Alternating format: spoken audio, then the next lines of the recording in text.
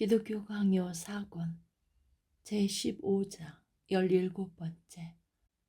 세례를 통한 언약의 인침은 불변하며 회개에 의해서 좌우되지 않음. 그러나 그들은 우리에게 비아냥거리면서 도대체 세례를 받은 후 없던 믿음이 새로 생겨난 것이 무엇인지 묻는다. 이는 세례가 거룩한 것이 되려면 약속의 말씀이 믿음으로 받아들여져야 하는데 우리의 세례는 그렇지 못하므로 헛되다는 것을 말하려는 의도를 갖고 있다. 이러한 주장을 하는 자들에 맞서서 우리는 다음과 같이 응수한다. 즉, 실로 우리는 오랫동안 맹목적인 불신에 빠져서 세례 가운데서 우리에게 주어진 약속을 견지하지 않았지만 그럼에도 그 약속 자체는 하나님으로부터 왔기 때문에 항상 그에게 기초를 두고 굳게 서서 견고하고 진실하게 머물러 있었다. 비록 모든 사람이 거짓되고 신의가 없다 하더라도 하나님의 미쁘심은 패함이 없기 때문이며 비록 모든 사람이 신의가 없다 하더라도 그리스도는 구원으로 남아 계시기 때문이다. 그러므로 세례가 우리에게 아무런 유익이 없었던 것은 우리가 그것과 함께 부여된 약속을 무시하고 방치해 두었기 때문이지 그 약속이 존재하지 않았기 때문이 아니라고 우리는 고백한다. 왜냐하면 약속이 없다면 세례는 아무것도 아니기 때문이다. 여기에서 보듯이 하나님의 은혜로 회개를 시작하는 때에 우리는 우리 자신의 눈먼과 마음의 강박함을 비난하게 된다. 우리는 하나님의 그 큰 선하심을 오랫동안 감사하지 않았다. 그렇다고 해서 약속 자체가 사라졌다고 믿지는 않는다. 오히려 우리는 마음을 깊이 헤아린다. 즉 하나님은 세례를 통하여서 죄사함을 약속하시며 모든 믿는 자에게 의심할 바 없이 그 약속을 이행하실 것이다. 그 약속이 세례 가운데서 우리에게 부여되었다. 그러므로 믿음으로 그것을 포용하도록 하자. 실로 오랫동안 그것은 우리의 불신앙 때문에 파묻혀 있었다. 그러므로 이제 그것을 믿음으로 받아들이도록 하자. 우리가 이미 말했듯이 주님은 유대 백성을 회개에 이르도록 초대하실 때 불경건하고 신성모독을 일삼는 손으로 할례를 받았으며 한때 동일한 불경건에 얽혀서 살았던 자들에게 두 번째 할례를 명령하지 않으시고 오직 마음의 회심만 강권하신다. 아무리 그들에 의해서 언약이 위반되었다고 하더라도 그 징표는 주님의 제도로 말미암음으로 항상 견고하고 불가침하게 남아 있었다. 그러므로 그들은 오직 회개만을 유일한 조건으로 해서 하나님이 할례 가운데서 자기들과 맺으셨던 언약으로 다시금 회복되었다. 그럼에도 불구하고 그들은 언약을 파괴하는 제사장의 손으로 할례를 받았을 뿐만 아니라 한술 더 떠서 그것을 극도로 더럽혔고 그 효과를 소멸시켜 버렸다. 18번째.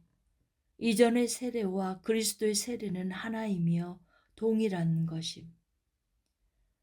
그들은 우리에게 불화살을 쏘아 날리듯이 맹공을 퍼부으며 바울은 요한에게 한 차례 세례를 받았던 사람들에게 다시 세례를 주지 않았느냐고 반문한다.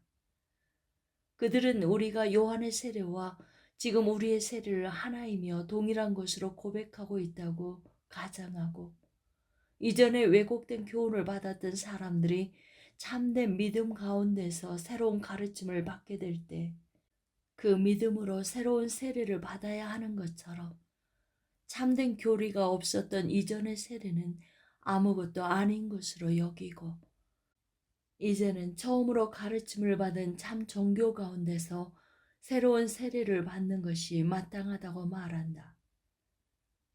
어떤 사람들은 이전의 세례는 요한의 제자를 자처하는 어떤 엉뚱한 한 사람이 사람들에게 퍼뜨린 미신에서 시작되었다고 생각한다. 그들이 이 사안에 대해서 이러한 추측을 하는 것은 세례를 받은 사람들은 성령에 대해서 완전히 무지했던 반면에 요한의 파송을 받은 제자들은 결코 그렇게 무식하지 않았다는 점에 근거한다. 그러나 유대인들이라면 비록 세례를 전혀 받지 않았다고 하더라도 성령에 대한 지식이 완전히 결여되어 있었다고 볼 수 없다. 성경에는 유대인들이 성령을 찬미하는 본문들이 매우 많이 있기 때문이다.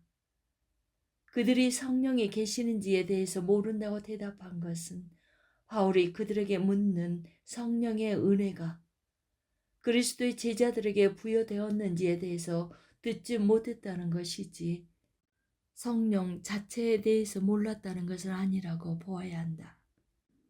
나는 이전의 세례를 요한의 참된 세례로서 그리스도의 세례와 하나이며 동일한 것이었다는 사실을 어김없이 인정한다.